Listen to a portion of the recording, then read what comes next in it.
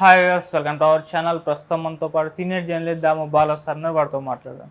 నమస్కారం సార్. నమస్తే సార్, నిన్నటి నుంచి కూడా ఉత్తమ్ కుమార్ రెడ్డి సీఎం కాబోతున్నారు నాకు వార్త వైరల్ అవుతుంది సార్. అంటే రేవంత్ రెడ్డి గారిని మార్చాలని ఒక చర్చ వచ్చింది. ఢిల్లీలో అందరు కూడా కాంగ్రెస్ పెద్దలు వెళ్ళారు, అక్కడ డిస్కషన్స్ పెడుతున్నారు.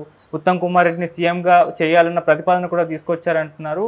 ఆయన కూడా ఉత్తమ్ కుమార్ రెడ్డి గారు అంతకుముందు చంద్రబాబు నాయుడు గారిని కూడా కలిశారు. అలాగే బీజేపీ కూడా దీనిపైన ఒక ట్వీట్ కూడా చేసింది అంటున్నారు. అసలు ఏం జరుగుతుంది? మరి రేవంత్ రెడ్డి గారిని మార్చే ఆలోచన వచ్చిందా? అసలు చంద్రబాబు నాయుడు గారిని ఎందుకు కలిశారు? ఏం సార్ ఈ మొత్తం వ్యవహారం? ఇక్కడ ముందు నుంచి కూడా రేవంత్ రెడ్డి వచ్చినప్పటి నుంచి కూడా కాంగ్రెస్లో రేవంత్ రెడ్డి ఎంతకాలం ఉంటాడు, ఆల్రెడీ ఉత్తమ్ కుమార్ రెడ్డి, కోమటి రెడ్డి ఇలాగ రకరకాల వాళ్ళ మంది ట్రై చేస్తున్నారు. బట్టి విక్రమార్క వీళ్ళందరూ కూడా సీఎం కావాలని వీళ్ళందరికీ కోరుకుంది. ఎందుకంటే ఉత్తమ్ కుమార్ రెడ్డి ఆయన పైలట్గా ఉన్నాడు, ఆయన రాజీవ్ గాంధీ ఫ్యామిలీతో క్లోజు. దాని తర్వాత ఆయన 5 సార్లు ఎమ్మెల్యేగా గెలిచాడు. పిసిసి ప్రెసిడెంట్గా 2015 నుంచి 21 వరకు ఆయన పిసిసి ప్రెసిడెంట్గా ఉన్నాడు. కాబట్టి ఉత్తమ్ కుమార్ రెడ్డి కూడా కాంగ్రెస్ను అధికారంలోకి తీసుకురావడంలో కృషి చేశాడనేది చాలామంది చెప్పేది. కాకపోతే అప్పుడు ఉత్తమ్ కుమార్ రెడ్డి మీద విమర్శలు ఏంటంటే కేసీఆర్కి కొంత ప్రోగా పనిచేశాడు అన్న ఇది కూడా ఉన్నాయి, అంటే కోవట్లాగా పనిచేశాడు అన్న విమర్శలు కూడా ఉత్తమ్ కుమార్ రెడ్డి ఉన్నాయి. అందుకని ఇప్పుడు రేవంత్ రెడ్డిని ఎందుకు ఉన్నారంటే రేవంత్ రెడ్డి మీద కేసీఆర్ చేసిన యాంటీ ఇది కావచ్చు, ప్రచారం కావచ్చు, ఆయన మీద కేసులు పెట్టి అరెస్టులు చేయడం కావచ్చు, ఇవన్నీ ప్రజల్లో కూడా కేసీఆర్ మీద పోరాడే ఏకైక కాంగ్రెస్ మునగాడు రేవంత్ రెడ్డి అనే అభిప్రాయం రావడం. సో ఇవన్నీ జరిగాయి. ఈ స్థాయిలో ఉత్తమ్ కుమార్ రెడ్డి మీద కానీ ఇంకొక కాంగ్రెస్ నాయకుడి మీద కానీ కేసీఆర్ విరుచుకు పడలేదు. సో ఇవన్నీ పనిచేస్తాయి. ఏదేమైనా ఉత్తమ్ కుమార్ రెడ్డి ఒక ఇంపార్టెంట్ నాయకుడు. అయితే ఇప్పుడు రేవంత్ రెడ్డి మీద కొన్ని మెల్లమెల్లగా వీళ్ళు కుట్ర పన్నుతున్నారు అని ఒక వార్తలు వస్తున్నాయి. ఇందులో ఉత్తమ్ కుమార్ రెడ్డి చాలా ముందున్నాడు. ఉత్తమ్ కుమార్ రెడ్డి రేవంత్ రెడ్డికి యాంటీగా మళ్ళీ బీఆర్ఎస్తో చేరి కొన్ని కుట్రలు పన్నుతున్నారు. ఈ మధ్యకాలంలో కౌశిక్ రెడ్డి, తర్వాత అరికపూడి గాంధీ, ఆయన పిఏసి పబ్లిక్ అకౌంట్స్ కమిటీకి చైర్మన్ అయ్యాడు. సో ఆయన్ని నియమించింది కాంగ్రెస్, ఎందుకంటే ఈయన కాంగ్రెస్ కండు కప్పుకున్నాడు కాబట్టి. అయితే హైకోర్టు పార్టీ ఫిరాయింపులకు సంబంధించి సీరియస్గా అయింది. స్పీకర్కి 4 వారాలు టైం ఇచ్చింది. మీ పార్టీలో చేరిన 10 మంది బీఆర్ఎస్ ఎమ్మెల్యేల మీద చర్య తీసుకోకపోతే మేము సుమోటోగా చర్య తీసుకుంటామని చెప్పింది. అందువల్ల ఇప్పుడు మామూలుగా అయితే పబ్లిక్ అకౌంట్స్ కమిటీ చైర్మన్గా ప్రతిపక్షాలకు సంబంధించిన నాయకులను పెట్టడం అనేది ఆనవాయితీ.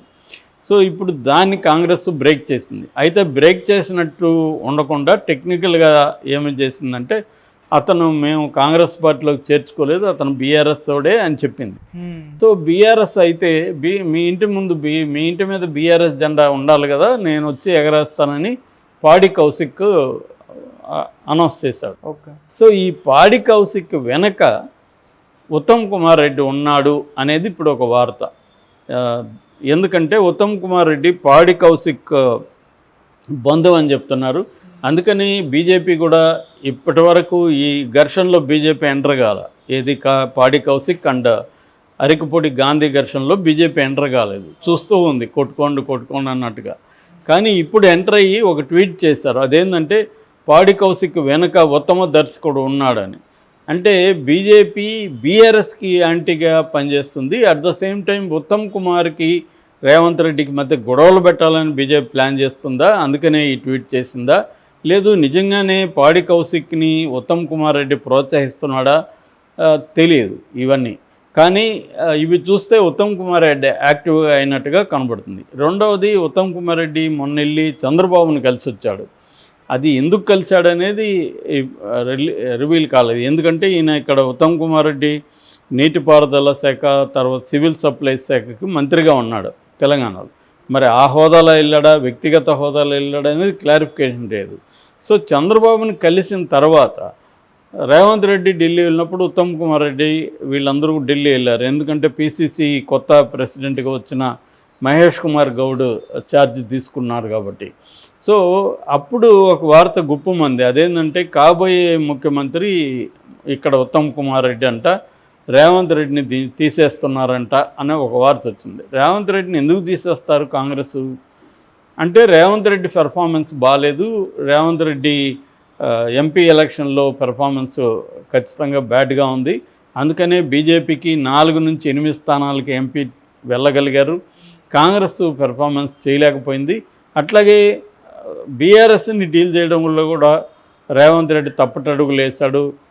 ఇప్పుడు బీఆర్ఎస్ నుంచి వేరే వాళ్ళు రావడానికి కూడా భయపడే పరిస్థితి ఉంది. రేవంత్ రెడ్డి వచ్చిన వాళ్ళని సముచితంగా గౌరవించడంలో ఫెయిల్యూర్ అయ్యాడు.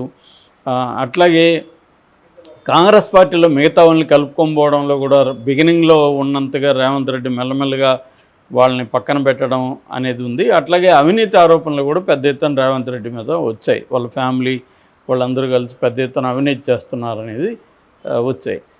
ఇంకొక విషయం ఏంటంటే రేవంత్ రెడ్డి హైదరాబాద్లో హైడ్రాని పెట్టడం అనేది పెట్టి దాని కాంగ్రెస్ పల్లంరాజు లాంటి సీనియర్ కాంగ్రెస్ నాయకుల ఫ్యామిలీ మెంబర్స్ చెందిన బిల్డింగ్లను కూడా కూలగొట్టడం, ఇంకా నేను కూలగొడతానని చెప్పడం, ఇది కూడా ప్రెజర్ క్రియేట్ చేసిందని చెప్తున్నారు.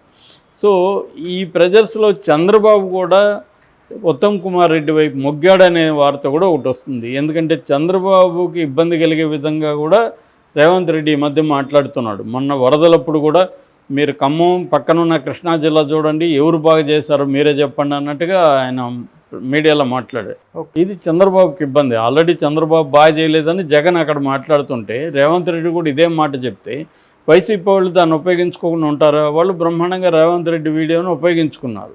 దీనివల్ల అక్కడ చంద్రబాబు ఇమేజ్కి ఇబ్బంది కలిగింది.